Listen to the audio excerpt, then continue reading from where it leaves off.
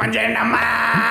ఇదిగో ఇప్పుడు నువ్వు స్కూల్కి వెళ్ళలేదనుకో రేపు ఆ ముష్టోళ్ళగా నువ్వు కూడా అడుక్కోవాల్సి వచ్చింది. నేను స్కూల్కి వెళ్ళను. చూడు ముష్టోడా, నా మాట వినట్లేదులే కానీ నువ్వే కొంచెం చెప్పయ్యా. సరిగ్గా స్కూల్కి వెళ్ళకపోతే నీళ్ళ అడుక్కు తినాల్సి వచ్చిందని. No, I daily used to go to school and I am also an IIT topper. Due to lack of opportunities in this world, I have chosen this path. That's it. అమ్మా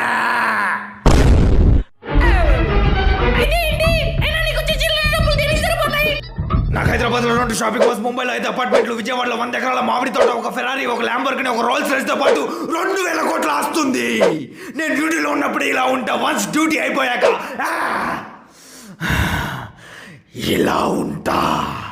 అమ్మా